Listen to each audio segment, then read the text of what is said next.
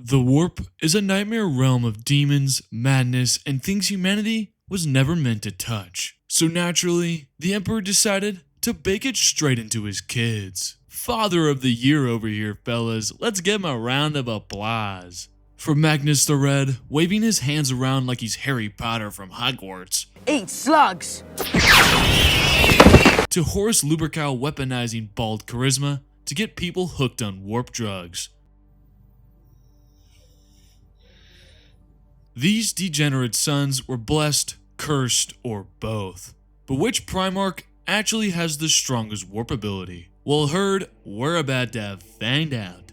Welcome back to A Falling Cow, the only channel that milks Warhammer lore until it cries for mercy. Today, we're ranking the Primarch's warp abilities from weakest to strongest. And before we jump into the video, let me clear up, this isn't about who would win in a fistfight. That's a whole other video. One we've already done, when me and Idiotic Cow tried to rank them.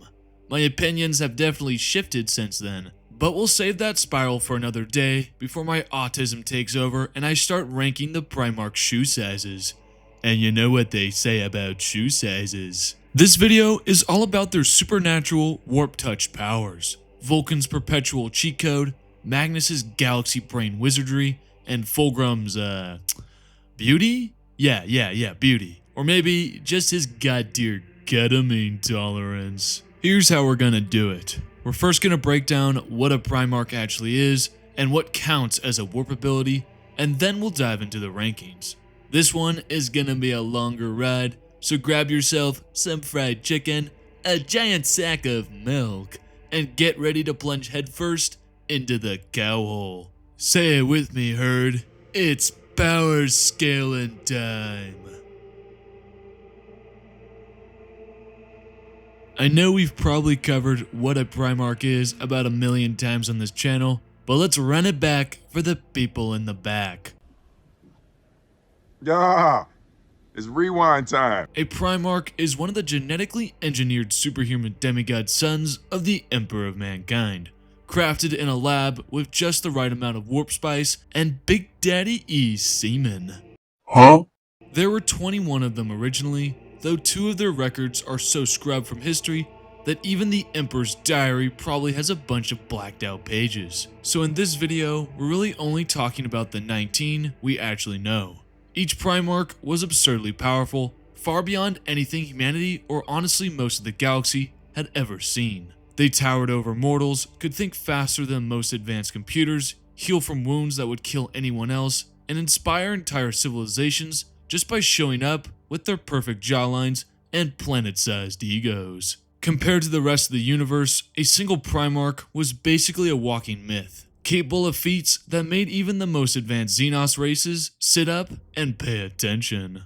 Now, bench pressing a tank is one thing, but these degenerate space children had something extra bubbling under the hood. Warp abilities. The Warp is essentially a raw ocean of psychic power, and the Primarchs, even Rebute Guilliman, are inherently psychic beings. I know some of you are like, wait, huh? But to put it simply, all the Primarchs were creatures of the Warp. Whether they chose to, or were even able to, express that visible psychic power depended solely on them. For some, their gifts were obvious. Korax could shadow walk, vanishing into darkness like Batman with actual superpowers. Conrad Kurz was cursed with visions of possible futures. Perturabo, no matter where he stood in the galaxy, always knew the exact location of the Eye of Terror. Mortarion, despite his brooding and hatred of psychers, turned out to be an extremely talented sorcerer. Even the Lion displayed a form of limited precognition. And so on and so forth. For some Primarchs like Magnus, their warped nature defined their entire identity. For others like Horus or Guilliman, it manifested in subtler but no less terrifying ways. These warp powers could bend reality, break minds, and sometimes even tilt the balance of a galactic war. So with the basics out of the way, let's dive into each Primarch's secret warp ability, and then we'll rank them from weakest to strongest. We'll go in order of legions just to make things simple as always. Before jumping into this, I will say that we are looking at Primarchs before they became the servants to the Dark Gods as I feel like when becoming a demon Primarch, these fellas kinda stop using their natural gifts outside of Magnus the Red. To add to that, we will also be evaluating the returned Primarchs like Corax and Lionel Johnson, whose warp abilities have further manifested. It's not the most fair way to do things, but it is the most accurate. Let's kick things off with Lionel Johnson. In 30K, the Lion was shown to be a natural-born hunter. That's literally his warp ability. I'm not kidding, guys. Bro is literally Tarzan on steroids. He could track and stalk prey in ways that went far beyond simple skill, especially when it came to creatures touched by the warp. On top of that, the Lion could channel psychic energy into his weapons, which gave him the kind of extra punch needed to explode greater demons. Not bad for someone who isn't usually called a psyker. But what really makes the Lion stand out is his sheer resistance to chaos. Some sources even suggest he might be flat out immune to the warp's corruption, which would make him one of the most effective Primarchs when it comes to fighting demons and warp spawn. He's also got an ability that is pretty much Ultra Instinct. It's precognition during fights. Basically the ability to sense and predict enemy movements with supernatural clarity. And rounding it all out, he has a degree of stealth that went hand in hand with his hunter nature, making him both terrifying in the shadows and on the battlefield. Fast forward to 40K and the Lion's abilities have only gotten weirder. He's now shown to have the power of Force Walk, which works as kind of a fast travel ability. The Lion enters a meditative state, transporting himself to a psychic representation of the Forest of Caliban. He then walks through this mystical woodland until he reaches his desired destination, and when he steps out, bam, he's physically there in the real world. He can even take others with him, though it's not exactly clear how many passengers can hop on the forest Uber at once. So in summary, the Lion's warp abilities form a dangerous, focused toolkit, hunting, resisting, and killing the hell out of chaos, now with the bonus of a mystical tree-hopping fast travel. Next up, we've got Fulgrim, the Phoenician. Now Fulgrim is a tricky one when it comes to warp abilities, because it's difficult to separate what was his innate power as a Primarch and what came later after his ascension to demonhood. To keep things fair, we're going to err on the side of caution here and ignore the stranger, harder to pin down powers. What we can say for sure is that Fulgrim possessed supernatural beauty even as a baby. That might sound like a weird flex, but in the grim darkness of the far future, looking absolutely fabulous is apparently a legitimate psychic quirk. On top of that, he had an advanced healing factor, one that seemed to work even faster than many of his brothers. Though I will admit, it's hard to tell if that was a result of chaos corruption or perhaps his infamous layer blade, but it definitely set him apart. Beyond that, Fulgrim's abilities are harder to pin down, because he was basically the Primarch equivalent of a Swiss Army knife, good at everything. He matched Ferrus Manus in weaponsmithing, he matched the Khan in swordsmanship, he matched Horus in diplomacy, he even matched Sanguinius in raw charisma. That's not to say he was the best at all of these things, but he could go toe-to-toe with the best in nearly every field. So while Fulgrim may not have a clear-cut flashy warp ability like the other Primarchs, his gifts seem to have more of a jack-of-all-trades perfectionism, a supernatural ability to excel, adapt, and dazzle in almost any area he stepped into. After him is Perturabo, the master of sieges and tantrums.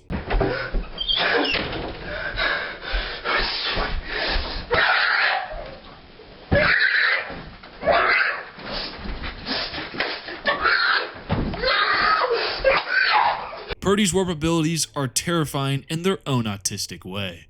For starters, he could always see and sense the Eye of Terror, a terrifying connection that gave him insight into the very heart of chaos itself, which obviously sucks. That's rough, buddy. He also had enhanced sight, the ability to recognize anything just by looking at it and to immediately identify its focal weakness. Give him a fortress, a weapon, or even a battlefield layout, and he could pinpoint the exact pressure points to exploit. Coupled with that was his innate knowledge of how things functioned. Perturabo instinctively understood machinery, architecture, and technology at a level that makes his creations seem impossible. He could design and construct technological marvels that would leave most engineers scratching their heads, and that genius extended straight into his siegecraft. Another Primarch that did not have clear-cut abilities, but his warp-linked insight made him one of the most dangerous Primarchs when it came to building, breaking, and controlling the tools of war. Jagatai Khan, the Great Khan of the White Scars, is next. And this one might surprise exactly no one, but the Khan can move absurdly fast. Wanna see me run to that mountain and back? You wanna see me do it again? We're talking speeds that let him close distances in seconds, making him nearly impossible to catch in battle. There's also the whole unreadable aspect to Khan, though exactly how much this counts as a warp ability is debatable. Basically, he's just kinda hard to read. That sign can't stop me because I can't read. Enemies have a tough time predicting his moves or getting into his head, which gives him a psychic-like edge even if it's subtle. Then there's his endurance and pain tolerance. In Warhawk, during the Siege of Terra, where he goes toe-to-toe with Demon Primarch Mortarion, he takes several hits that would fell most Primarchs and still stays up. His combination of speed, reflexes, and insane resilience makes him a nightmare on the battlefield.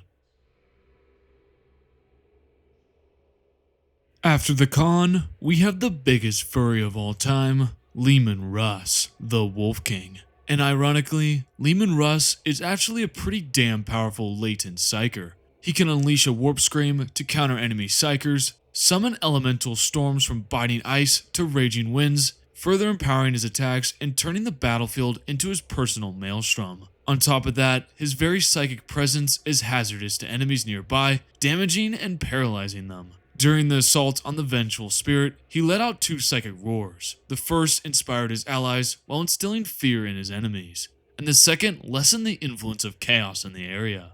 Additionally, his Wolf Fen gene grants heightened senses, reflexes, and a feral edge in combat, while his mastery over scrying ruins allows him to tap into the warp for visions and guidance.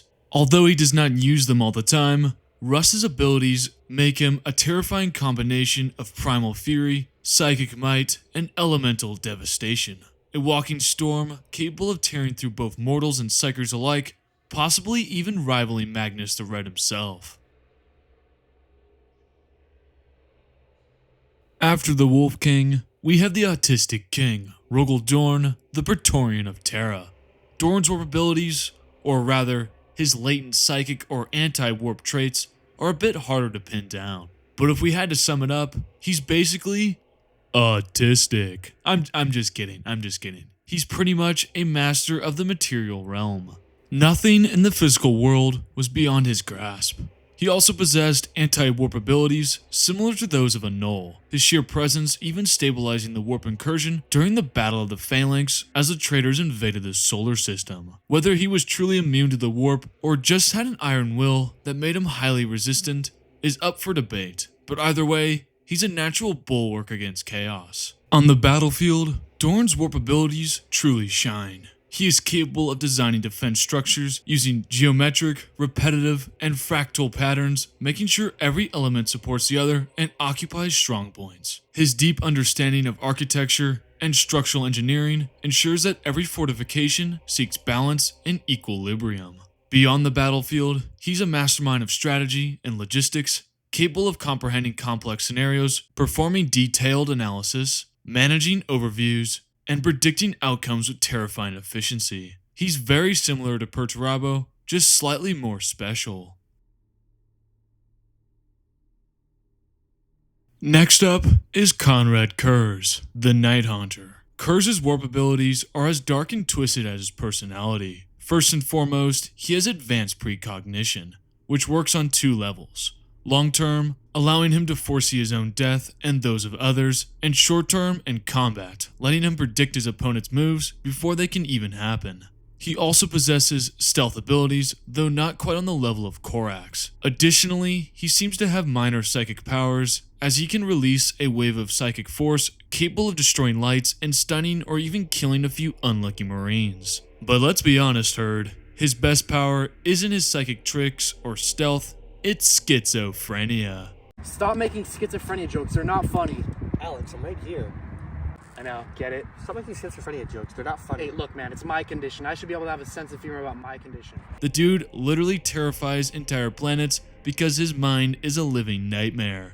Conrad Kurz is a cautionary tale of how a warp-touched Primarch can be just as dangerous mentally as he is physically. Conrad Kurz's mental illness will be factored into our ranking.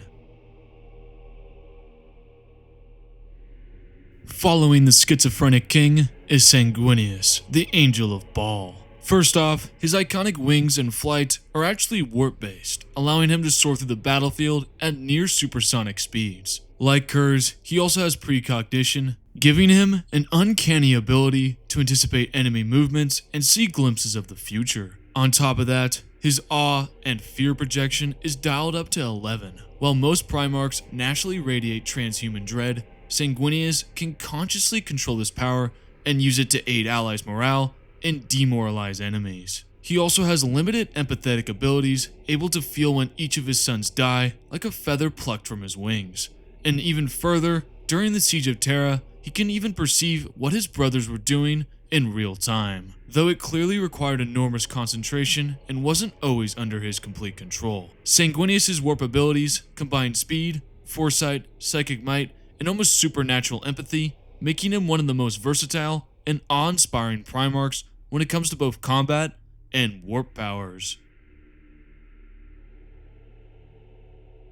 Oh boy, the Headless Wonder is next, and let's be honest, Iron Hand fans might wish his powers included regrowing limbs, you know, like his head, but alas, that's not the case. As far as abilities that might qualify as warp powers, Ferris was mostly known for his crafting talent. That said, it wasn't unique, he was skilled, but his mastery seemed more about natural ability and practice than any psychic gift. He did have hands made of living metal, known as necrodermis, which he could heat until molten, but that's definitely not a warp power either, so it doesn't count for our ranking today. Unfortunately, Ferrus Manus is the victim of poor riding and an early exit during the Horus Heresy. As a result, we don't get a full picture of any latent psychic abilities he might have possessed, leaving him more a tragic figure than a galaxy-shaking powerhouse. Rest in peace, my Iron Hand fans. You guys don't stop getting shafted by the Horus Heresy.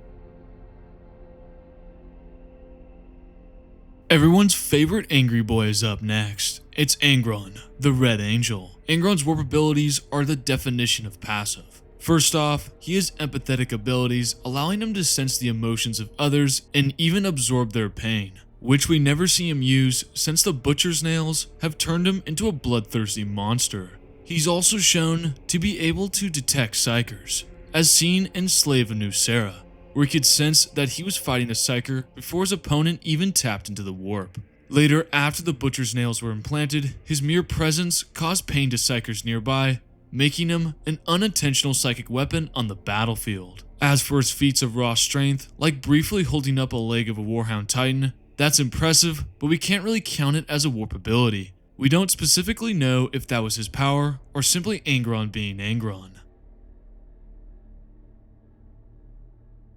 After Angry Ron is Rebute Guilliman, the Buppa Smurf. Now Guilliman might not look like your classic warp powerhouse, but don't underestimate him. This Primarch is on another level when it comes to brains, discipline, and subtle psychic ability. First off, his analytical and organizational skills are legendary. Guilliman's ability to plan, strategize, and manage entire armies is unmatched, even compared to other Primarchs. The only ones who come close are Perturabo and Rugel Dorn, particularly during the Siege of Terra. Surprisingly, Guilliman is also sensitive to the warp as well, able to sense warp disturbances, giving him a subtle but crucial edge in detecting psychic threats. Finally, he has a minor glamour ability, which lets him subtly influence perception or presence, a small psychic trick, but useful. Guilliman's warp ability strength is all about combining intelligence, subtle psychic power, and raw organizational might into a weapon all on its own. And that weapon is called Microsoft Excel. Do you guys smell that? It smells like shit. Oh wait, that's just Mortarion. Mortarion is next, the Silent Death, and he is one of the most nasty, moldy pieces of work in this Primarch lineup. But he's got some seriously dangerous abilities tucked under that respirator. I bet this one will surprise all of you. Mortarion seems to have a limited stealth ability. In Flight to the Eisenstein, he's able to mask his Primarch presence, letting him move through situations that would normally draw unwanted attention. Coupled with his unmatched physical resistance and durability, Mortarion is both hard to detect and nearly impossible to put down once he's in a fight. Now this next ability is more of a theory of mine and some in the community, but in the book Scars, it seems to hint that Mortarion has a latent energy draining ability, potentially siphoning strength from his opponents to reinforce himself. It's reminiscent of the Khan's subtle powers, and while we don't see it used again before he becomes a demon Primarch, it's very possible this ability exists in some latent form. Next up is Magnus the Red, the man who never did anything wrong. The Primarch whose warp abilities basically set the standard for the rest of the galaxy. Magnus is an immensely powerful psyker, considered second only to the Emperor himself, and he was in fact originally intended to sit upon the Golden Throne by the Emperor. With these powers, he could atomize enemies, alter reality, use immense levels of telepathy and telekinesis, and he was also a master of biomancy, able to alter his own form at will, taking on any appearance he chose, or even growing to the size of a titan. His presence is also deeply warp-tied. His appearance changes depending on who is viewing him, a less potent version of the Emperor's reality warping perception. Magnus's psychic might makes him arguably one of the strongest Primarchs, capable of feats that dwarf nearly every other Primarch except for a few outliers. Simply put, when it comes to warp abilities, Magnus is on another plane entirely.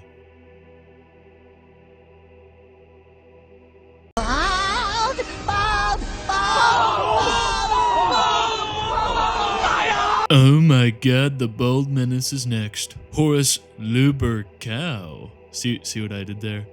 Oh, you're not laughing? Damn.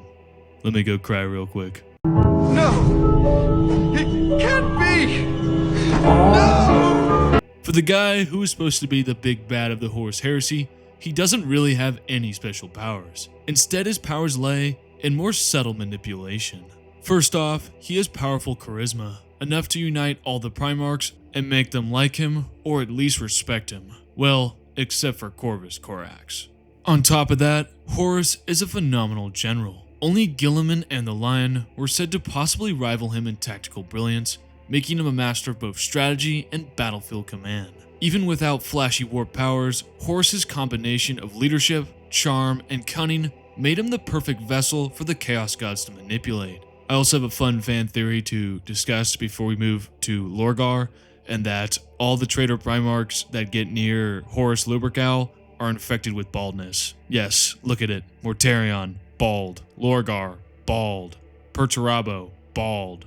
Angron, bald. Fulgrim, the only one who resisted. You see the trend I'm getting at here? The power of baldness flows from Horus Lubercow. It's confirmed. Don't even try to argue with me. Next up is Lorgar Aurelian, everyone's favorite preacher boy. Lorgar is the most unique Primarch in the fact that he is a master orator and negotiator whose charisma is fueled in part by his innate Primarch aura. He inspires zealotry and loyalty in his sons like no other, making them almost fanatically devoted to him. During the Heresy, specifically the Shadow Crusade, we see one of Lorgar's new warp powers manifest, his psychic abilities. Lorgar becomes powerful in his own right, his abilities often exuding a golden light, a trait only shared by the Emperor and Malcador as far as we know. His radiant presence can even manifest visually, allowing him to appear as a golden figure of light, visible to even the blind. He also has second sight, enabling him to perceive the true nature of other souls. For instance, he could look at Fulgrim or Argyle Tau and instantly see that another soul was inhabiting their bodies.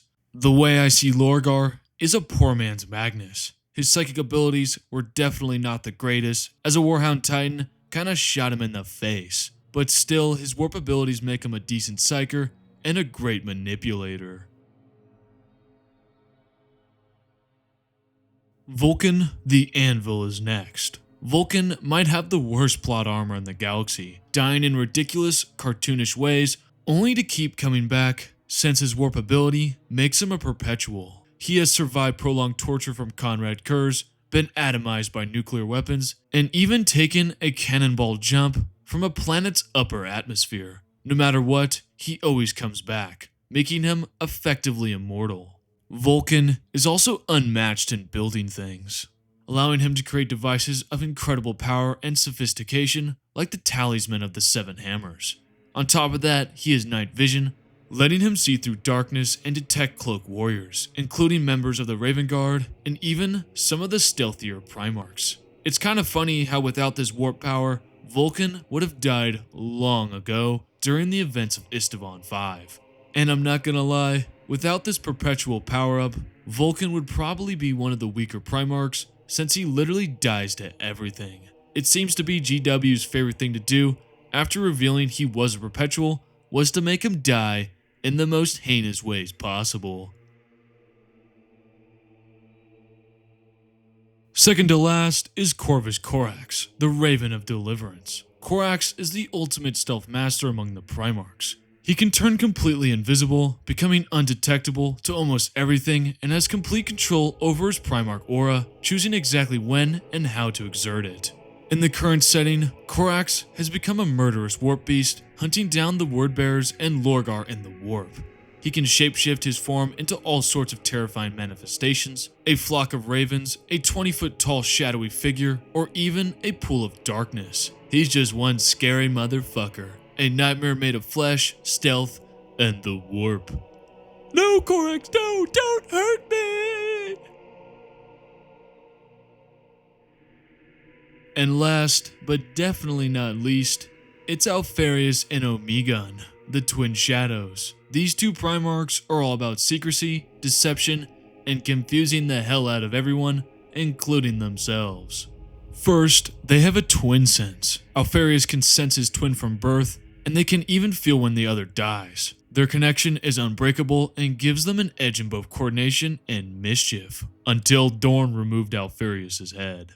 Alpharius also has a unique trick, the ability to diminish himself. He doesn't actually shrink as you think that means, but he can appear just large enough to pass as a normal Astartes or even a huge gene-modified laborer, allowing him to impersonate virtually anyone. Add this all together, and the twins are basically a walking living puzzle. Their deceptive powers and constant identity swapping induce schizophrenia in anyone trying to figure out who's who, making them the ultimate masters of manipulation in the galaxy. Now that we've gone through each Primarch and their unique warp abilities, it's time to rank them. We'll be looking at how each ability benefits them, whether it's in fighting, leading armies, or building an empire. Some abilities are obviously more powerful or versatile than others, while most are at least usable in some way. Before we jump into this ranking, I feel like I should let you guys know that originally this video was going to be a straight up tier list. But as I started looking into the Primarchs, I realized I needed to do a full breakdown on each of their warp abilities before ranking them. So we'll still be using the tier list format for the actual rankings, so you can see all the Primarchs clearly laid out in front of you. If you prefer me using the power pyramid, let me know in the comments, because I will be using that format for most power scaling peeps videos moving forward. So how are we going to rank each of these warp abilities? We'll pretty much just be evaluating their general strength and the utility it gives their Primarch, referencing specific duels, feats, and moments from the lore. We'll even speculate a little bit, like if another Primarch had a particular ability, would it make them stronger or weaker? By the end, you'll know which Primarch warp abilities are galaxy breaking and which ones are kinda just there. Let's get into this. Here we are, yet again. It's a Falling Cow back with another tier list. As I just probably explained in the intro to this ranking, this whole video was going to be a whole tier list video. And then I realized I probably needed to break down each of the Primarchs individually and explain their warp powers, or I would be doing this the whole time on this tier list screen, and I don't think anyone would want to watch that. So I was like, I'm just going to do a 30-minute intro kind of thing, and then do the tier list. Now I know I usually I've been using the power pyramid more often nowadays, and I think I'm going to continue doing that for all power scaling videos going forward, unless it's an obscene amount of Primarch forms or just forms in general. So in the future video, I think it's ranking every single Primarch form, which I'm really excited to do. It's going to be me literally breaking down every single Primarch form that exists in 40k canon. So that's like every base Primarch, and then that's every Chaos Corruption, every Demon Primarch, every Loyalist Upgrade Primarch, every Primarch, even Guilliman when he's possessed by the Emperor. I'm going to do every single Primarch form that exists in 40k. So I'm really excited about that one. It's going to take a long time, so I'm going to use a tier list for that, because it would take absolutely forever to do a power pyramid, and I don't think I could simply fit all the characters. So, but going forward, I'm usually going to do a power pyramid for power scaling videos. I just thought I would be able to get this out in the 5-day period before or after the ranking every Horus Heresy book, but that didn't happen because I went to San Diego this weekend or last weekend, or whenever this video is coming out. I think it's going to come out on Monday at this point because it's already so late. But I went to San Diego last weekend, and I wanted to get this video out before then, but that didn't happen, and I apologize for that. But it was a really good weekend. Me and my girlfriend, it was a blast. It was so fun. We went to the zoo, went out to the bars. There was a really cool arcade right by the San Diego Padres Stadium, and I had so much fun. $25, all you can play games. And we were there for like 4 hours. I kid you not. And there was a JoJo's Bizarre Adventures arcade game. I was glued. I was locked in. Fabulous. Great time. If you guys go to San Diego, check out Arcade Monsters. I think that is the name. All right, but let me stop getting distracted. On to the tier list. So today we're going to be using 5 tiers because I felt it wasn't kind of the right way to do a cowhole, because even though some of these Primarchs don't really have warp abilities, they're still fucking Primarchs at the end of the day, and they still have like decent warp abilities. So I was like, I can't just throw them into the cowhole because they either don't have a lot of abilities or their abilities kind of stink. I was like, they're still Primarchs, so if their warp abilities aren't that good, I'm just going to throw them in D tier or C tier. So no cowhole if you're questioning that. There's 5 tiers though, S through D. S tier, you're the top of the food chain. Your warp abilities are simply insane, and it pretty much is the whole Primarch's identity with their warp abilities. A tier, you're highly effective with your warp abilities, whether it's in combat, strategy, or deception, but you're less powerful than those in S tier. B tier, these Primarchs are more specialized or supportive in their warp abilities. They may excel at building empires, fortifications, or inspiring troops, but they don't have the powers in S or A tier to move armies or destroy armies. D tier, or no, C tier, you have minor psychic abilities or warp abilities. It's hard to define what these Primarchs' abilities really are, and that's why they're kind of in C tier. Yeah, and then D tier, they really don't have any warp abilities, and if they do have warp abilities, they don't really come into play or really affect their characters at all. So those are the 5 tiers we're going to be using today. We have all 18 Primarchs, or 19, this is Alpharius and Omegon.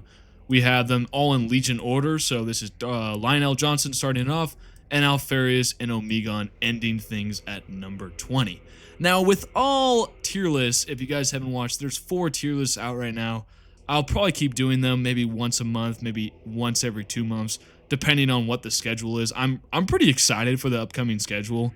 I was able to get, I think I'm gonna get 6 videos out this month, which is the record, I guess, for videos the Falling Cow has put out. But the next month is gonna be fun, and the next month after that is gonna be a lot of fun. We're gonna start doing what if videos too. We'll see how those do, but I'm excited for that. Like, what if Sanguinius fell to Chaos? What if Conrad Kurz ascended to demonhood? What if Karn never fell to Chaos? Stuff like that, and I'm really excited to do that, but I completely lost my train of thought. As you guys all know, tier list, what am I wearing? That is a key thing to the tier list. So I just came back from San Diego. I'm a little tired, but my wonderful girlfriend, I just turned 25. I don't know if I should tell the internet how old I am, but I am 25. And my girlfriend she painted me my YouTube logo on a hoodie, like custom designed merch. That is what I'm wearing right now. It is so well done, guys. My Instagram, if you guys go check out my Instagram, I have a picture of it and a video of me shaking my ass in it, because why wouldn't you shake your ass if your girlfriend painted you something like that? But so well done, it's incredible. But that's what I'm wearing, and then I'm wearing a pair of shorts that may be too short for my own liking. But that is the fit for right now. I have a cup of coffee. The classic Snorlax mug is what we are drinking out of. Let me take a little sip. Funny story, I was thinking about my video in the kitchen earlier while I was about to, start making the audio for this, and I thought I had put my mug under the coffee machine, but alas, I did not, and the coffee spilled everywhere, so I was delayed by a good 20 minutes cleaning up hot coffee off the floor of my kitchen. But now we are here, and we are ready to rank. We've gone through the tier list rankings, we've gone through the most essential detail, what am I wearing, and now I want to kind of go into the problem with the Primarchs and just warp abilities in general. I did not cover this in the intro into what Primarchs are and warp abilities are, but I feel like I need to cover the problem with the Primarchs and just GW's issue with them in general. So the problem with the Primarchs and their warp abilities is that I don't know if Games Workshop knew they were going to give the Primarchs warp abilities from the very beginning, and thus some of these Primarchs really suffer from just the lack of writing. I mean, obviously you guys know Ferrus Manus. Where is he? Where the hell is Ferrus Manus? Oh, there he is. He gets shafted by Games Workshop because he dies off so early. So I don't even know if they had the idea of warp ability with him, which is kind of a spoiler for the ranking. But there's also the problem that some of these writers, they do not coordinate what they're doing with these Primarchs. So these guys will use abilities and they'll never use them again, even if it would really help them out in a fight. Like Lionel Johnson, he has the ability to imbue his weapons with psychic energy. He never uses it once again. Not even with his fight with Lionel Johnson, not with his fight with Luther as far as we know. He only uses it in a short novella against Karos Fateweaver, but we never see it again, which is one of the problems I have with Games Workshop, is they didn't fucking coordinate at all the Horus Heresy. It's like, it's just such a mismatched writing style. They should have picked four writers. I'm going to name them right now. I like John French. You guys probably think I'm an idiot for that. I like ADB. I like Dan Abnett, and I like Chris Wright. I think those four writers should have written the whole series with alternating every one. So then the author would get a 3-book break and then go on. No anthologies, just a straight Horus Heresy series. That's what they should have done. They should have had a meeting beforehand to discuss what the Primarchs are capable of, what abilities they were going to give them, if they were going to give them, and then written the whole series. But I digress. So yeah, some of these authors don't know what warp abilities are, don't even know how to use them, and some of them just threw random stuff in to get their characters out of pickles or random scenarios. But regardless of any of that, I'm going to include it and have included it in the intro to this video. So that's where we are. If you guys have never heard of some of these warp abilities, I'm not at all surprised, because some of these I had to do some deep research on to discover they even existed. All right, I need another sip of coffee. Some of you love the coffee ASMR, and I'm here for it. I'm a big coffee drinker. It happened like a year ago, and now I'm like, I have to have 2 cups of coffee a day or I will die. I'm probably going to have a cardiac arrest at 40, and I'm okay with that. No more taxes, right, guys? All right, I'm going to take a sip right now. Listen up. Coffee ASMR from a fallen cow. Listen.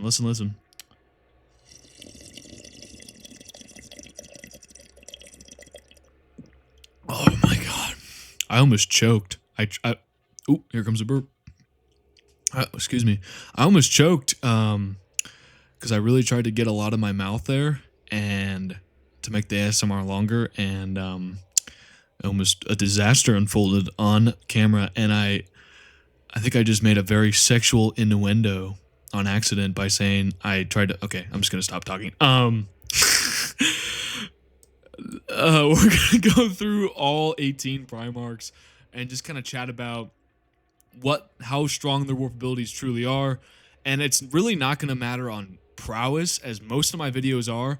This is mainly just like how useful or how strong each Primarch ability is. So for example, Guilliman's ability, it's not going to be bottom of the class just because it's all about his ability to coordinate and organize events. That's going to be a really strong ability because it allows him to do so much more with it, and it is such a diverse ability. So I'm not going to say like, oh, just because so-and-so can build things really well, like Perturabo, he's going in D tier. No, that's not how this is going to work. It's all about usefulness, how well it adjusts to that Primarch, and just overall how strong it makes that certain Primarch. So you'll see in a second how we're going to do this, but we're kicking this all off with Lionel Johnson. One more thing I want to cover before we jump in is that all these Primarchs are exceptional, they're geniuses, they're great generals, commanders, and leaders, but these abilities we're talking about are their standout powers that make them more unique in my eyes and probably the community's eyes. But with all that said, let's start with the first Legion, Dark Angels, Lionel Johnson, the young brooding hunter. So starting our rankings off, we have Lionel Johnson, and Lionel Johnson is one of, if not the Primarch with the most warp abilities. This guy has 1, 2, 3, 4, 5, 6 warp abilities now that we've seen him gain Force Walk in 40K. I'm going to do a little recap because I know this is already a long video and you probably don't remember what Lionel Johnson's abilities were. He has a Hunter Instinct. He's able to hunt and stalk prey very easily, almost naturally. He has Psychic Weapon Empowerment. He has a natural resistance to chaos. Some may say even possibly immune, outright immune to warp corruption.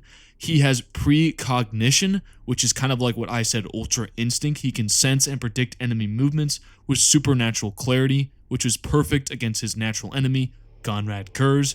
He has a Stealth ability. He's able to sneak up on Conrad Kurz during his hunt on the Invincible Reason, just before the Imperium Secundus arc kicks off in the book Unremembered Empire. And then he has Force Walk, which is now his new ability in 40K, which allows him to enter a psychic representation of Caliban and allowing him to teleport anywhere in real space. I don't think he's very skilled with this ability yet, but he is definitely getting there. Because I think in Son of the Forest, he was very terrible with it. And then in the Arc of Omens trilogy, he was shown to be very more gifted with it. I don't know if that was proper English. Very more gifted with it. Yeah, I don't think that was English. Whatever. We don't really do English well on the Falling Cow channel. But Lionel Johnson, his abilities, he has a lot of them. And on paper, that's a lot of good skills. But most of them are kind of passive, or they complement him very well. They're not like powerhouses like Magnus the Red, who has the second powerfulest psyker abilities in the whole universe due to his warp abilities. So they're more like complementary abilities: stealth, chaos resistance, precognition. But overall, what is the Lion's strongest powers? He is a duelist. The Chaos Gods remark that he is the duelist, in fact. In my opinion, he is up there with himself, obviously, Fulgrim, and Sanguinius, the big three. This is the big three in duelists. I know some of you are like, where's the Khan? I don't think the Khan's swordsmanship compares to these three, but he is definitely maybe top 4 or 5. Maybe Leman Russ in there as well, or Angron. But these three are the best duelists among the Primarchs. And Lionel Johnson's abilities really complement that. Psychic Empowerment, Chaos Resistance, Precognition, which he uses to great extent against Conrad Kurz, who we'll get into later, but he has Foresight, which allows him to predict his enemies' movements. And the Lion beats him multiple times because of his ability to predict his enemies' movements and sense them, which Conrad Kurz is unable to counterattack with, and thus the Lion beats him several times. So this is my predicament. I want to put him in either A tier or S tier. Now, A tier is all about combat effectiveness, like highly effective abilities that complement their Primarchs perfectly. So Lionel Johnson, his abilities are perfect for him. But say we gave them to someone else. Say we gave them to Rabute Guilliman. So Rabute Guilliman now has Chaos Corruption, Resistance. He has Stealth, Precognition, Force Walk, and Psychic Weapon Empowerment. I would say that would help him out quite a bit. I'm not gonna lie. If he had all these abilities, I think he would definitely be a stronger Primarch overall, and I think he would use them greatly throughout his fights with other Primarchs.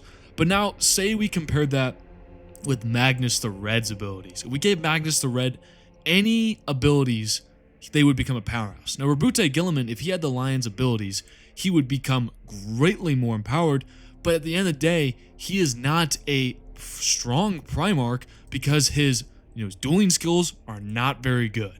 His overall strength is not very good. So even with all these abilities, I don't think it would really aid him in his fight. Say we gave him to Alfarius. Now, Alfarius might be a little bit stronger because of these abilities, but I still don't think he would become a top 5 Primarch if you gave him Magnus the Red's powers. So at the end of the day, I feel like Lionel Johnson's powers are so good. He is the jack of all trades. But I don't think it's S tier, which is a really controversial pick. Because we're going to get into Primarchs later in this video who have just warp abilities that make them who they are, which make them as powerful as they are. And I know a lot of Dark Angel fans are going to punch me in the face and maybe send like some guys to kill me, but I'm going to put Lionel Johnson in A tier. He has so many warp abilities and it perfectly complements his ability because he is a duelist at heart. And all these abilities make him even a stronger duelist, able to kill Conrad Kurz if he wanted to, able to banish Demon Primarch Angron. But I don't think if you gave these abilities to someone who is one of the weaker Primarchs like Guilliman, like Alfarius or Lorgar, I don't think they would become a top 5 Primarch, which is this difference between him and Magnus the Red. And I feel like I'm using Magnus the Red a lot for a comparison, so you could probably guess where he's going to show up later in the video. But Lionel Johnson's warp abilities show up in A tier. All right, now onto the Phoenician Fulgrim's warp abilities. Now, Fulgrim, I talked about a little bit in the intro, and it's a really tough one. I don't think he really had any warp abilities before he became a Demon Primarch, which is one of the other issues with the Primarchs in general, is that some of these fellas became corrupted by chaos really early on during the heresy, even though, the Great Crusade was frickin' 200 years long. So some of these guys don't really ever show their warp abilities. Now, Fulgrim's one of them, Angron is one of them because of the Butcher's Nails, and Horus is another really good one because of his Chaos Corruption at Degen right before really the book series covered anything. So Fulgrim is the one we're talking about right now. So let's chat about Mr. Fulgrim here. We do know he has a supernatural aura of beauty about him. Everyone around him is captivated by his pure beauty and just his elegance overall. So that's one of his abilities. It's not that useful, to be honest, if we're speaking quite frankly.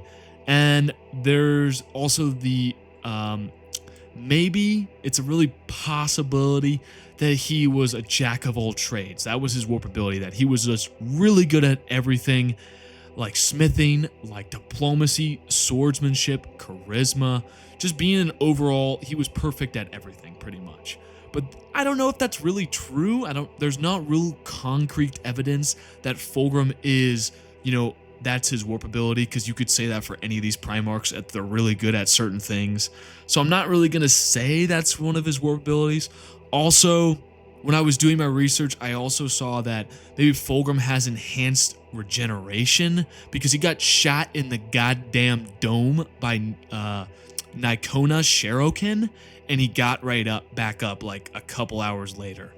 And I don't think that's his Primarch ability because at that point he was heavily corrupted by Slaanesh. So I'm going to kind of toss that one up to the Lair Blade or just Slaaneshi corruption in general.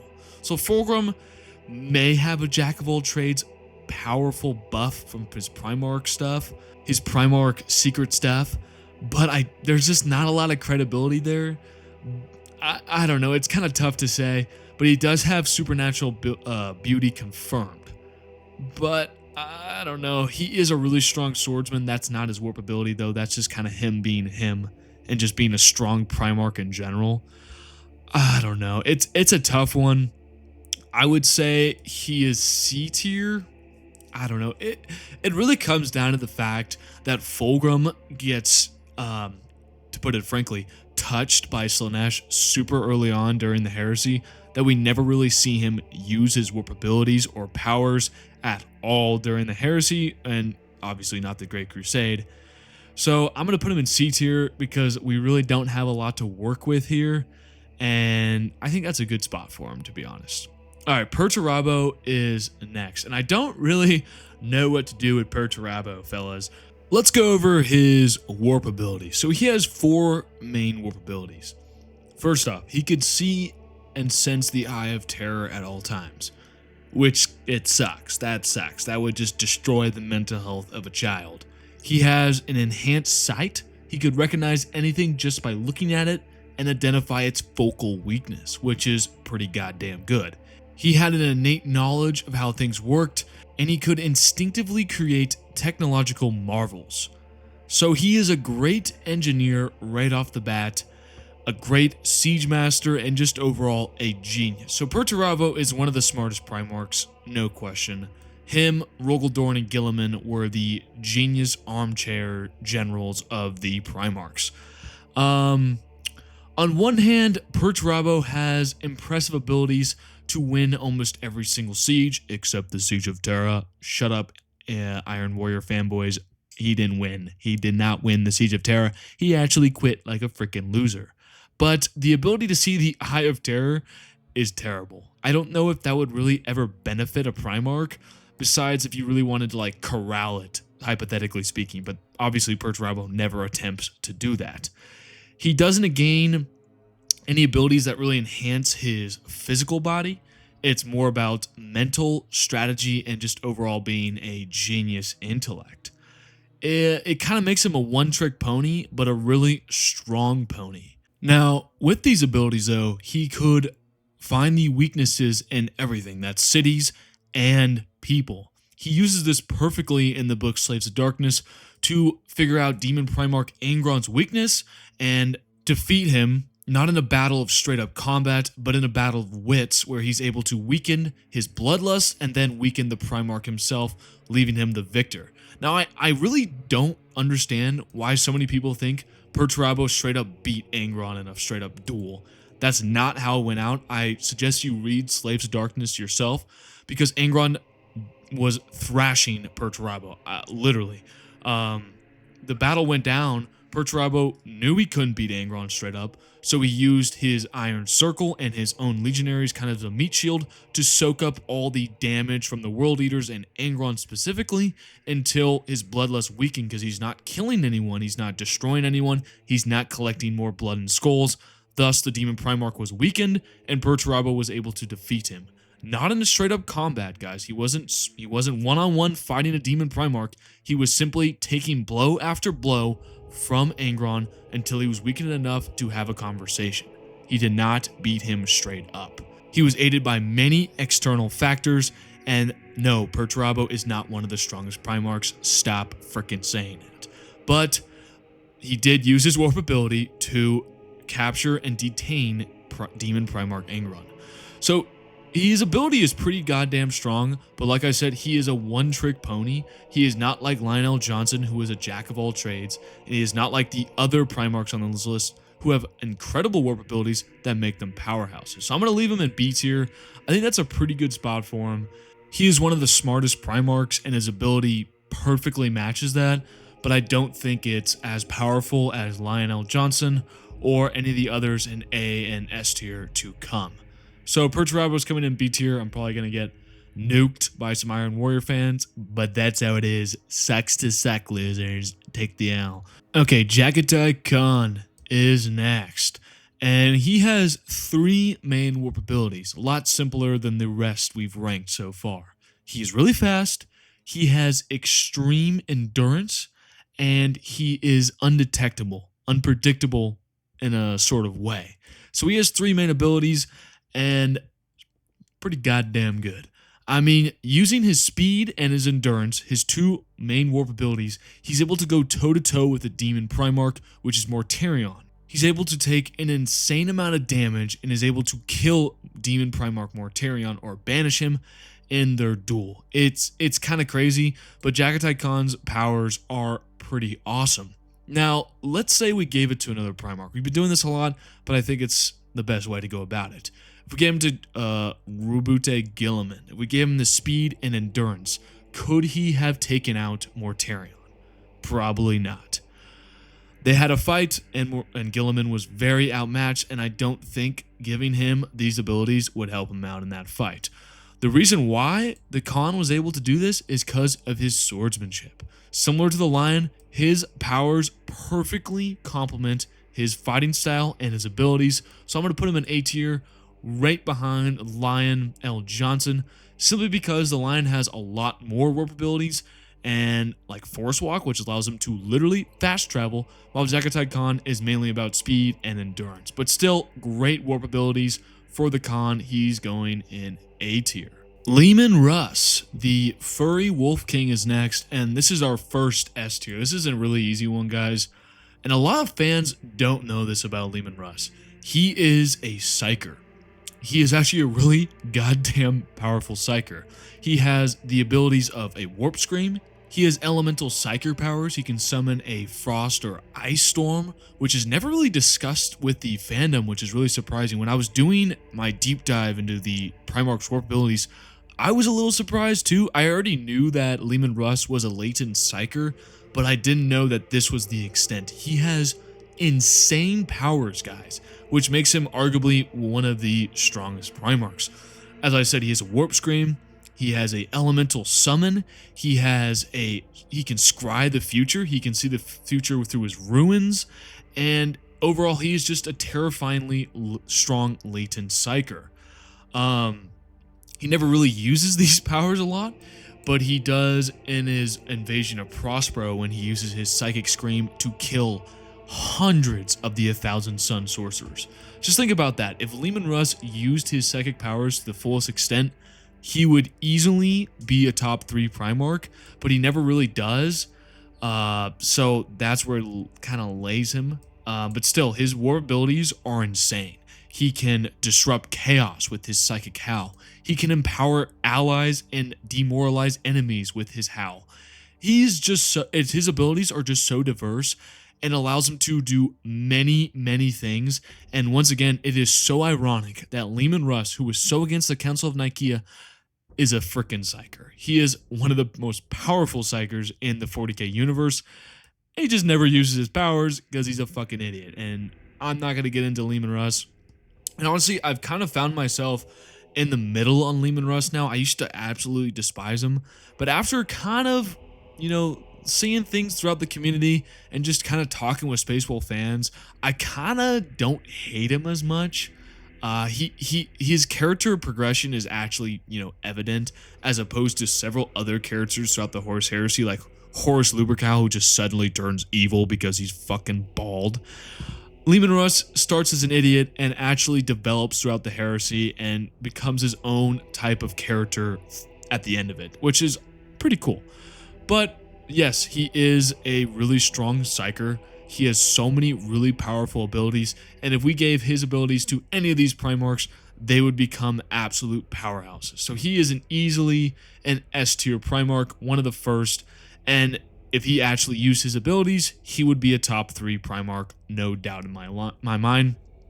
He is still, in my opinion, the 7th strongest Primarch without his warp abilities. So now just imagine if he actually used his psychic abilities to their fullest extent during a Primarch duel, he would be simply unstoppable.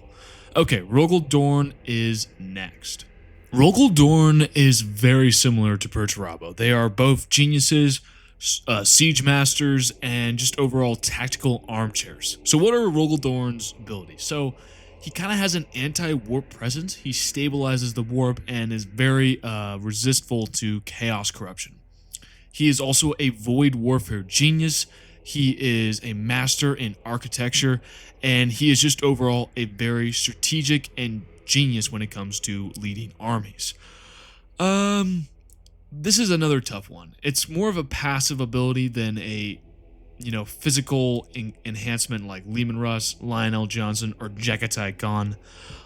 He's very similar to Perturabo. They're both siege geniuses, and they're both geniuses when it comes to creating and defending or besieging cities, defenses, palaces, whatever. The thing that makes me want to put him over Perturabo, because I don't think that he deserves an S or A tier, is because he is such a genius in Void Warfare. If we remember the Battle of Fall, Perturabo, although he wasn't technically commanding, he almost got absolutely obliterated by the Imperial Fist by Alexius Pollux, but, due to the Chaos Gods being a bunch of weenies, the Rogaldorn Return to Terra message came through at the last moment, and he was saved from being absolutely penetrated by Alexius Pollux. But they're very similar, these two. But at the end of the day, he has an anti-warp presence. It's never really discovered if it's him specifically that repels a warp, or if it's just his highly strong willpower that stops the warp from, completely forming or corrupting. So his willpower is pretty goddamn strong, but I don't think if we really gave it to another Primarch, I don't think they would become necessarily stronger.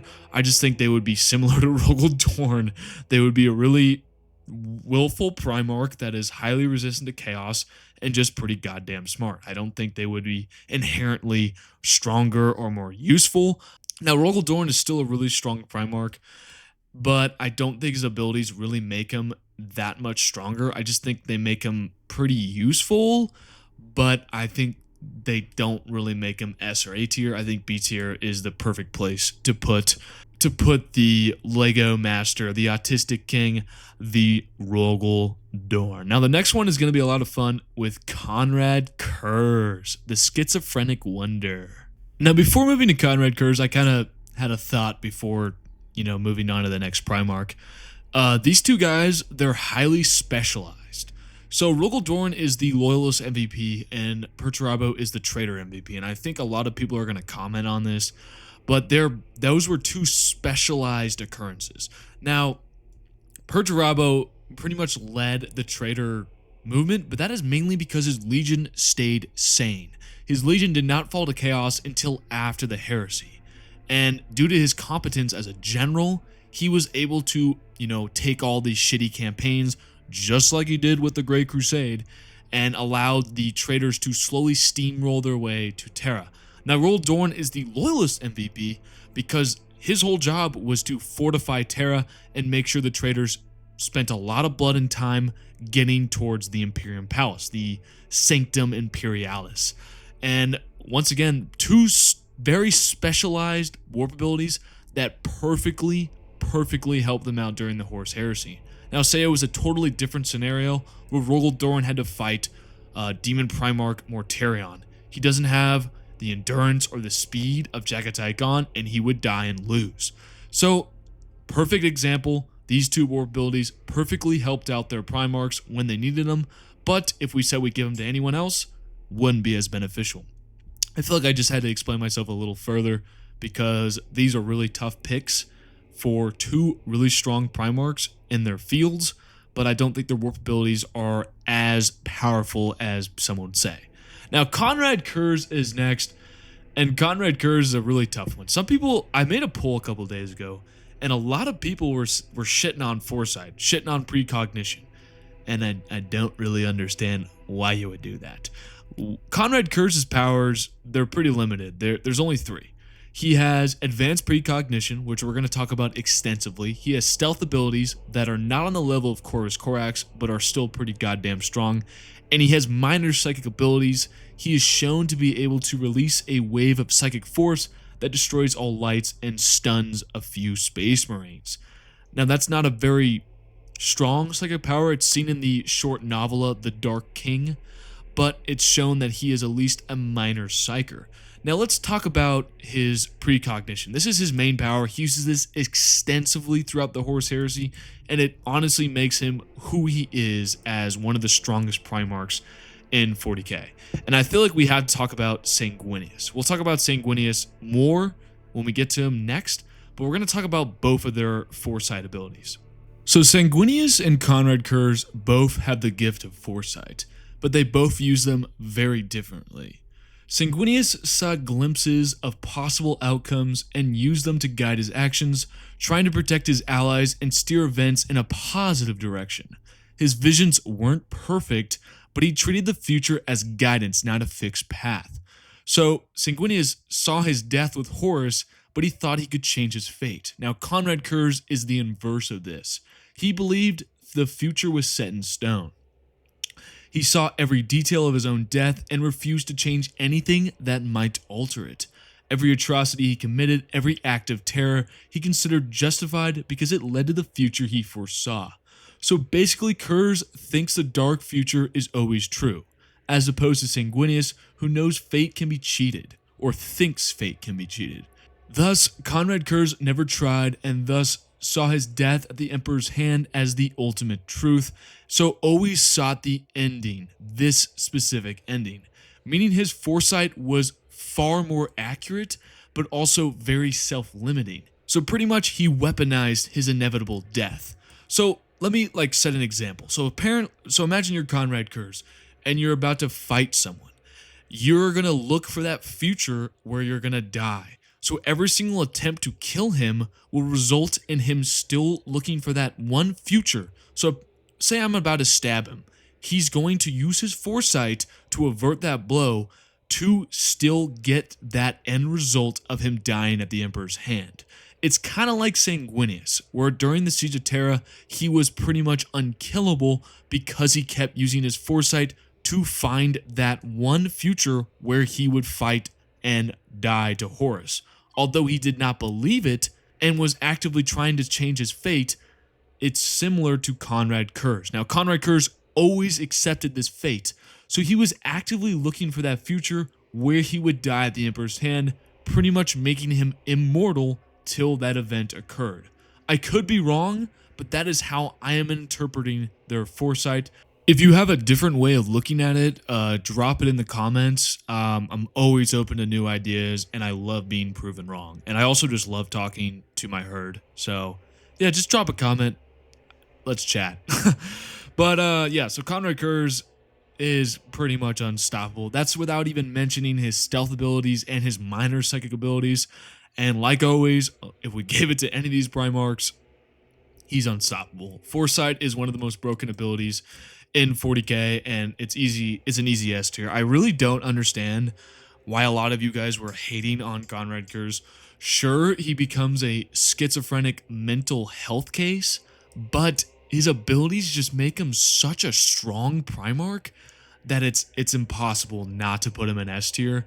He also has stealth abilities and minor psychic powers that just make him he is number 4 in my Primarch power rankings, and that is mostly due to his foresight. He's a great duelist and he's fucking crazy, but that's because of his foresight. His foresight makes him a god, pretty much. Say he went up against Magnus. If he was still looking for that future, he theoretically might be able to beat Magnus the Red. Now that's kind of hard because Magnus the Red could technically atomize him in a second, but that's kind of where it leaves it. He only loses to the Lion because the Lion has precognition and is a great duelist. It's kind of insane. That was a perfect matchup against Conrad Kurz.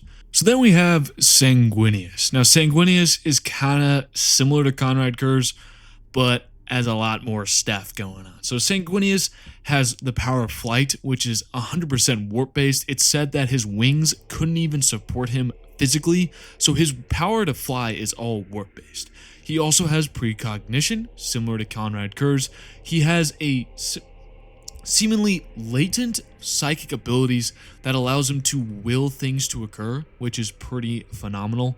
He has a ability to project his awe, his Primarch awe, which all the Primarchs have. It's pretty much when a human being sees a Primarch, they're kind of struck with this awe or dread ability, and Sanguinius has the power to subconsciously direct this or control it, which Horus Lubrical, I believe, can do it too. While he's corrupted by chaos, I think. but Sanguinius can do it naturally. He also has limited empathetic abilities, which allow him to sense the death of his sons and those around him, which is pretty goddamn cool. And then his last power allowed him to see briefly into his brother's eyes, even the demon Primarchs, which I didn't even know was real until I recently reread the Siege of Terra books. And in the book, I believe it's The Lost and the Damned, Sanguinius, or it's Saturn, either or. Sanguinius is able to look through Angron, Perturabo, and Mortarion's eyes and see what they're currently doing, which is fucking broken. Let's talk about Sanguinius' foresight real quick.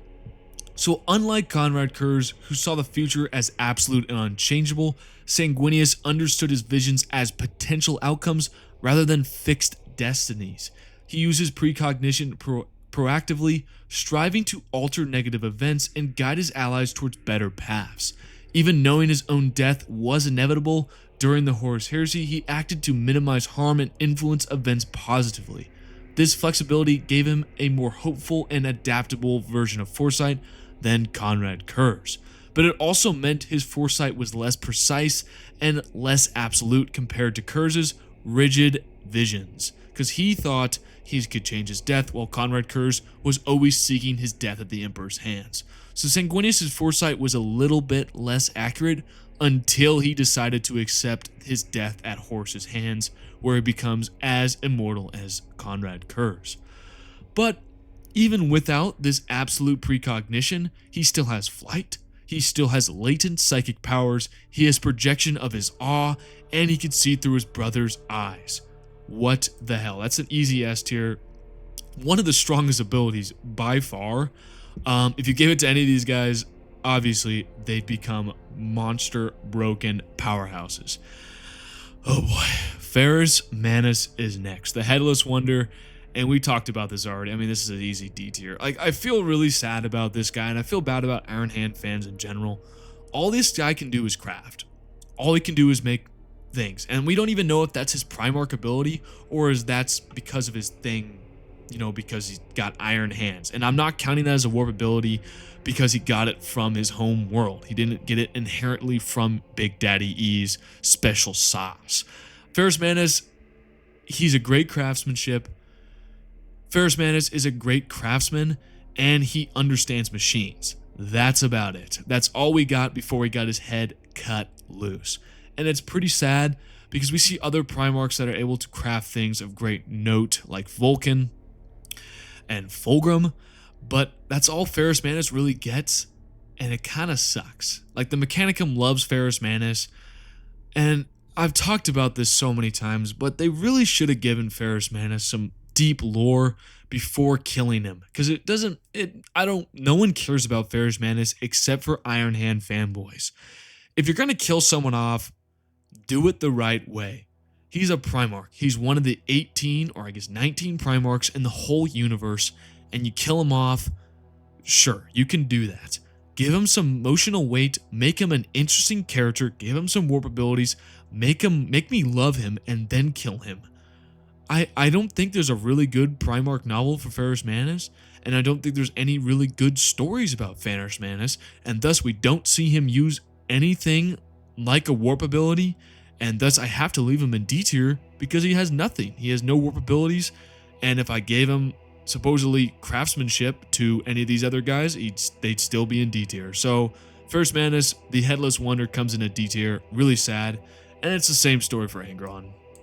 I'm going to leave Angron maybe behind Ferrus Manus because I guess craftsmanship's a little versatile. Angron's ability was empathy, so Angron could sense and absorb the pain from others. He also had the ability to detect psychers. I mean, that's pretty useful if you're going against psyker opponents, but his empathy, he never uses it because of the Butcher's Nails. And even then, if that's his ability, he can absorb the pain of others. That doesn't really make him that strong of a Primarch or that useful of a Primarch. He can just kind of absorb the pain of others, whether that's mental anguish or actually physical pain. But still, it's not that strong of an ability. On paper, he could have led a great brotherhood of warriors like the Primarchs. They could have been all functional adults, and Angron could have been the therapist, but it turned out completely the opposite of that. Angron became the bloodthirsty monster of the Primarchs. And I think it's pretty reasonable to accept that he is in D tier, probably behind Ferrus Manus. It's pretty sad that that's what happens to Angron, and he had the potential to be literally the group therapist, but it failed, and even if it didn't succeed, it's not that good of a warp power, guys. And it just suffers from the Butcher's Nails being implanted so early on that it pretty much sent his character declining into a fence pole until he became Demon Primarch Angron. So we never really get to see his warp powers because of the Butcher's Nails implantation when he was a young strapping lad. So Angron's in D tier. Roboute Guilliman is next, the Lord of Ultramar, the Avenging Sun, and he's a very interesting lad. Guilliman is similar to Perturabo and Dorn in that their warp abilities are very passive, and he is one of the 3 geniuses amongst the Primarchs. Guilliman's speciality is administration, which is kind of silly to think out loud. He is the administrator. He's able to manipulate troop movements. He is just the peak efficient bureaucracy machine and a logistical genius. He is designed by the Emperor to manage the Imperium. Think about when he was introduced. Think about in 40K when he was introduced. He pretty much changed the whole setting because he is able to organize the Indominus Crusade. He's able to manipulate the Imperium into a better state. He is just overall changing things in the Imperium and in the way the setting has not changed ever. Honestly, bringing back Roboute Guilliman has huge ramifications on the whole setting. The man is so good at managing the Imperium that his warp power of organization and the ability to multitask at such an extreme degree, like I said, it's just changing things in the 42nd millennium. Now think about the Battle of Calth. Right before the Battle of Calth, Roboute Guilliman is organizing the whole mustering of almost 200,000 Astartes, thousands of ships, and so much traffic going into the Ultramar system. It's insane. And he's able to do that while looking at other things. He is a multitasking genius. And I think he is easily an A tier. Now, I don't know if he goes beyond the Lion or Jagatai Khan, but if you gave his power to anyone, they would immediately become one of the most useful Primarchs. I'm actually going to put him ahead of everyone because he is the uncrowned king. That is what Malcador called him when they were talking in the short story The Board is Set. They called him the uncrowned king because he has the ability to rule vast Imperium with his intellect and his multitasking skill.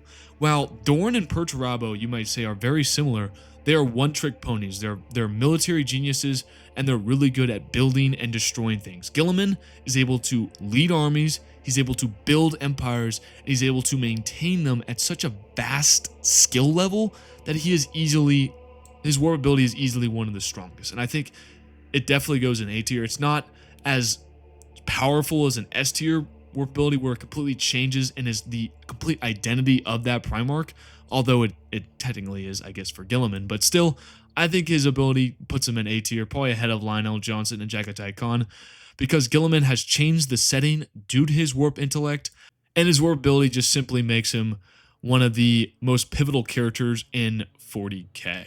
Mortarion is next, the 14th Primarch, and in my opinion, he is not one of the stronger Primarchs, since he's really not able to deal out or dish out damage compared to some of these other Primarchs on my list. So what are his powers? He actually has limited stealth, which is very surprising. He can mask his aura, similar to Conrad Kurz and Corvus Corax, and that's actually one of the most surprising things in my life. How could you not smell this piece of shit from miles away? JK, I'm just kidding. But we see that in Flight of the Eisenstein. He also has unmatched physical resistance and durability, which is a no-brainer. And then in Scars, he potentially has the ability to siphon off his enemy's life energy or just overall their stamina, which is seen against the Khan, as he is described as he has never felt this weak in his life when he's fighting Mortarion, even against Xenos monsters or monstrosities, which leads me to believe that is actually true. Now, we never see this again because, obviously, the Death Guard get fucked over in the Horus Heresy like almost every other Legion besides the Ultramarines, the Word Bearers, the World Eaters, and the white scars. But Mortarion, because he turns into a demon Primarch in his first actual novel that was really centered around him, The Buried Dagger, which is the last book in the Horus Heresy. So Mortarion suffers from the same fate as Ferrus Manus, where he doesn't really get a ton of lore about him, but at least he gets some lore. Now Mortarion's powers kind of define him. Without his powers of unmatched durability and physical resistance, he would probably be one of the weaker Primarchs, because I don't think he has the dueling capabilities of Jagatai Khan, the Lion, Sanguinius, Conrad Curse. His ability makes him one of the most durable Primarchs. I think he is the most durable Primarch. He's up there with Perturabo. I would say that with these powers, I would put him in A tier just behind Jagatai Khan. Without them, he would literally just be a piece of shit and would be one of the weaker Primarchs without Farius or Guilliman. But his abilities in combat that makes him literally a walking tank, a moldy tank, easily put him in A tier. And if he is able to siphon, which I do believe is true, he definitely deserves to be in A tier. I want to put him right behind Jagatai Khan. They are very similar, but I think, yeah, Mortarion deserves to be in A tier. I mean, Magnus the Red is easy. Like, this is the S tier. This is the definition of S tier. I've compared him several times throughout the video. Super easy pick. His warp ability allows him to be immensely powerful. He is the second strongest Psyker in the universe behind the Emperor during the events of the Great Crusade and the Horus Heresy, and his end goal by the Emperor was designed to sit upon the Golden Throne so humanity could travel through the webway. I mean, that's it. That he's literally that powerful. Magnus the Red's powers, without going insanely far down the rabbit hole: reality manipulation. He is a master of biomancy. He has telekinesis, telepathy. He can alter his form. He can fly through the Sea of Souls, the warp. He can have foresight. He has perception. He has precognition. He is literally an unstoppable mother hecker due to his warp abilities. His powers as a Primarch make him arguably one of the strongest beings in the universe, and in my opinion, he is the strongest demon Primarch currently, and he is top 3 strongest Primarchs in base form. He could probably challenge a demon Primarch in his base form and probably come out ahead. We see the same thing with Sanguinius when he kills demon Primarch Angron. Same thing with Lionel Johnson when he kills demon Primarch Angron. I mean, what's with everyone killing demon Primarch Angron? Come on, Games Workshop. But yes, I believe Magnus could probably kill most, if not all, of the demon Primarchs. Definitely Lorgar, definitely Perturabo, maybe Fulgrim. Angron would be a tougher one because Angron is naturally resistant to psychic manipulation. But base Magnus the Red is so powerful, and that is all due to his warp ability. Without his warp abilities, Magnus would be a worthless piece of shit. In hand-to-hand combat, he gets bodied by everyone. Leman Russ, Vulcan, he gets suplexed by Russ during the Burning of Prospero. But with his warp powers, he could rival Malcador and maybe even the Emperor. I mean, it's pretty simple. Easy S tier. Okay, Horus Lupercal is next. The bald cunt. Horus is so weird, man. He is such a weird Primarch and such a weird villain. Why? Because he doesn't really have a warp power. His warp power is he's a phenomenal general, a great leader, and he's very charismatic. That's his powers. And I think that's perfect for him as the War Master, because he's able to, lead these 18 super child man children. But on the surface, like, that's it. That's kind of it. Why the hell did they make Horus Lupercal this type of villain where all of his prowess, all of his abilities is off screen? They're told, not seen. Which is, I mean, a lot of people give me shit for putting Horus Lupercal as one of the mid-tier Primarchs, but what am I supposed to do with this guy who has no prowess feats, who does nothing during the Horus Heresy before he gets corrupted, and then when he does get corrupted, he loses to Leman Russ when he is at post-Molech form, which is one of the stronger forms of Horus Lupercal. I mean, there's 5 forms. I'm going to go through this because I'm a ADHD cow. He has Great Crusade. He has post-Davin, where he becomes a little bit chaos buffed. Post-Molech, where he gives half of the powers given to the Emperor.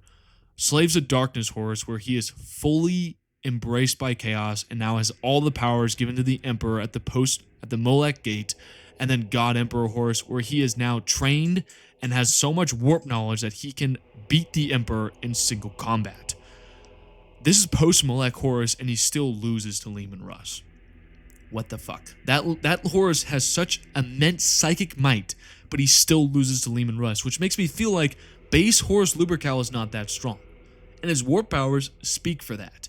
All he is a charismatic man, which makes him a great leader, a great general, and a great just overall, it's perfect for his role as a War Master. But his warp abilities are not that great. If you gave it to any of these guys, I don't think it would really impact him that much. I don't know. He's just a great leader, but that's about it. Similar to Sanguinius, they're useful, but they're not that useful. I'm actually gonna put him ahead of Fulgrim because, you know, charismatic. They're pretty similar, honestly. Because Beauty honestly allows someone to gather or lead a group because he's so elegant, and Horus Lupercal is able to do it because he's just that charismatic. But I'm gonna put him in C tier. Definitely argue with me if you want, but I'm gonna leave him in C tier. Okay, Lorgar's next. Lorgar is a pretty interesting Primarch. He is the most persuasive. He is a great orator and a manipulator, but one of his most powerful warp abilities comes during the Shadow Crusade, when it's revealed that he has become quite a competent psyker. He's able to exude a golden light. He's able to manipulate forces beyond... he's able to manipulate forces with his psychic will, and he can even block Titan bolt shells. But that's about it. And even a second Titan bolt shell is able to hit him in the face, square in the dome. So he's a really good manipulator, similar to Horus Lupercal, where he's able to, you know, convince his whole legion to say, hey, you know those guys in the warp, those demons? Let's shove them in our ass. That's pretty much what he's able to do. So, I mean, if he's on that scale, then he should be in C tier, but he also has his Primarch Warp ability, his Psyker abilities, which make him actually pretty goddamn strong. I'm not counting Annuncia, and I know some of you are going to say, like, wait, Lorgar healed himself after he got shot in the face by that Warhound Titan. Well, he actually used Annuncia to do that, and if he wasn't a Primarch, he would be dead, because his Primarch physiology allowed him to heal from the effects of the Annuncia healing him, his face, after he got shot in the face. I'm saying face a lot, face plant. Lorgar got face shotted. I need to shut up. My too much coffee. Yeah, but due to his psychic abilities, I'm gonna put him in B tier. He is, like I said, a poor man's Magnus the Red. He is completely in a different league compared to Lorgar, but he has competent psychic abilities similar to Magnus the Red, but like 10 steps down.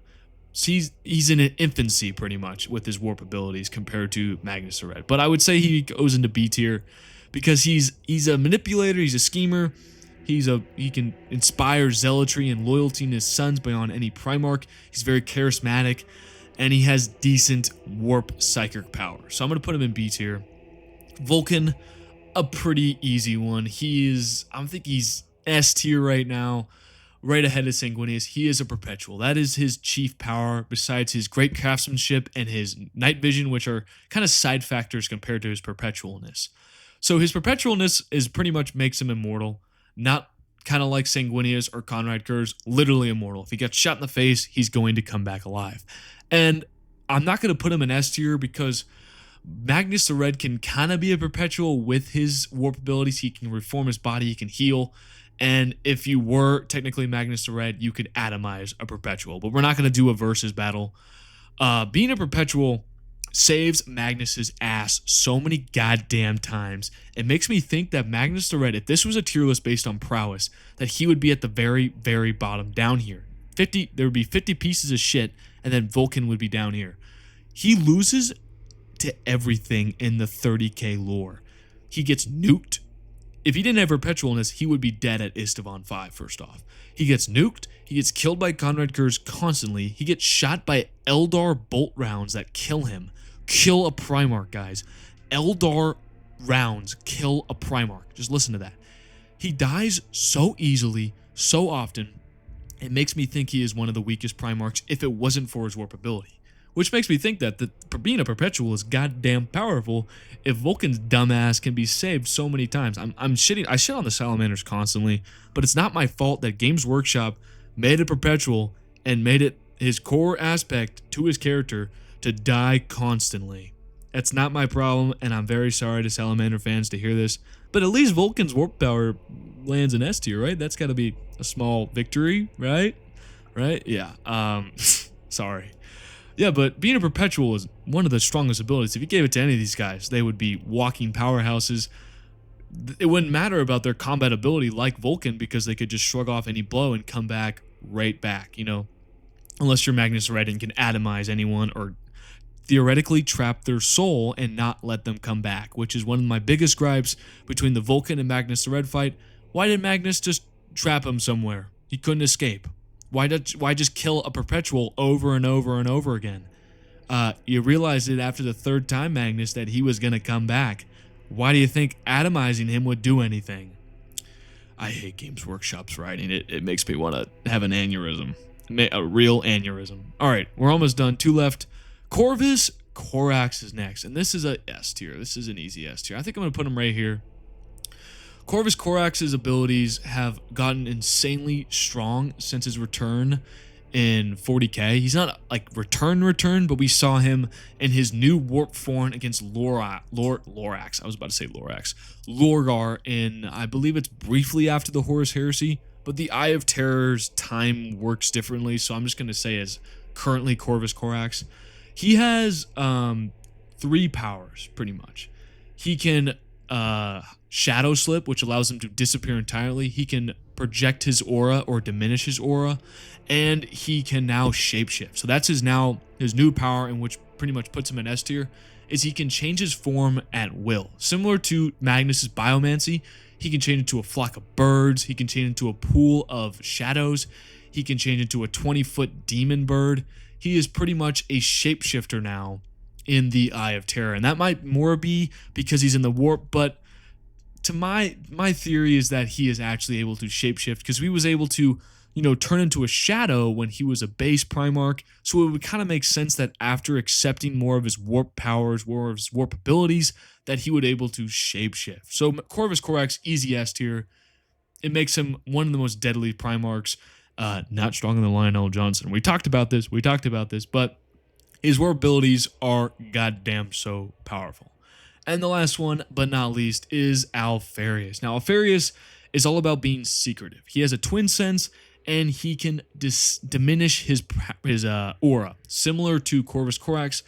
But Alfarius' ability is perfect for him because his legion is all about being secretive, about all being deception. It's all about deception and manipulation. Now, if we gave his power to diminish their aura to someone else, it would be a decent tool or trick, but it wouldn't be that beneficial. So Alfarius, its ability is perfect for him, and it's kind of like the writers wrote all their warp abilities to be perfect for them. Yeah, I mean, whatever. Yeah, but Alfarius, I feel like if you really gave it to anyone else, it wouldn't really matter that much. I'm gonna put him in B tier, behind Perturabo and Dorn. It's still a pretty strong power, and it's like very versatile compared to the rest of the Primarchs, but if you really gave it to anyone else, it wouldn't really be that powerful. But with Alfarius, it's pretty goddamn strong. So I'm going to put him in B tier because it's very diverse, it's very versatile, but it's not a game changer in the traditional sense of the word. So that about wraps up this video. It was a bit of another longer one. I think the next one's going to be pretty short, maybe like 20 minutes. It's about who Cypher is, and then we're going to dive into next month what happened to each Primarch's homeworld, and then we're going to do the follow-up of the much-loved who was the strongest Space Marine from the Horus Heresy with who is the strongest Space Marine from each chapter. So the current setting, very, very requested video, and I'm going to follow it up next week. I already have the chapters listed if you want to go check out my newest post. I sound British. It describes, I think there was 21 chapters I'm going to cover. I don't remember off the top of the head, but the 9 primary chapters are included, and then there are, I believe, 11 or 12 successor chapters. So that's who we'll be discussing. If you didn't vote, your chapter didn't get featured, so I'm sad about that, but there will be a follow-up for that video with the Chaos Warband. So we'll be doing Chaos after the Loyalist chapters, and then we'll be including, in a final ranking, we'll be including all those champions we selected in a full ranking video. It's going to be really freaking long, and it's probably going to test my patience, but we're going to get it done. Let's do a recap before we end the video. So Magnus the Red, his warp abilities are by far the strongest, followed by Vulcan, who is a perpetual.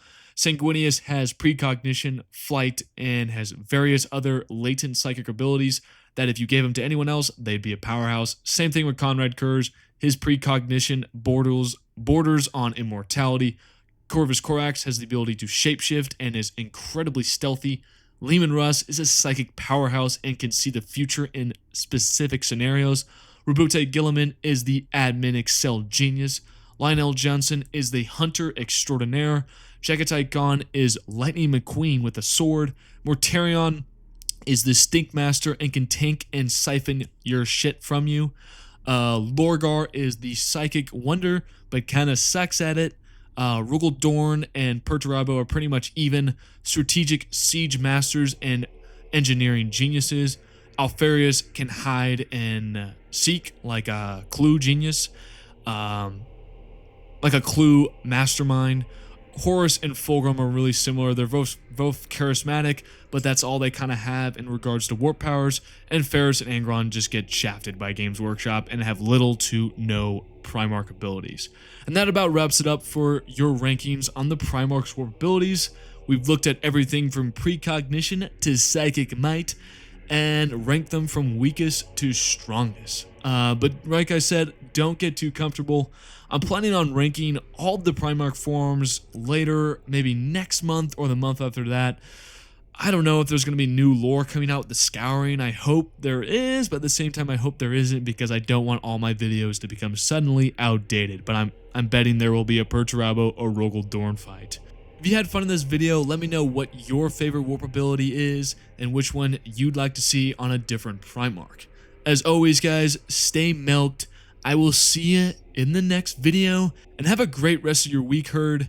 I will see you all soon. Much love, a falling cow.